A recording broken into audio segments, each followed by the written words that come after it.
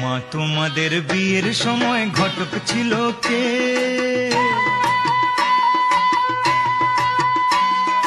মা তোমাদের বিয়ের সময় ঘটক ছিল কে? এমন সুন্দর রাজ্যটকে, এমন সুন্দর রাজ্যটকে মিলন ঘটায় যে, বল মাগো ঘটক ছিল কে? মা তোমাদের বিয়ের সময় ঘটক ছিল কে? এমন সুন্দর রাজ্যটকে মিলন ঘটায় যে, বল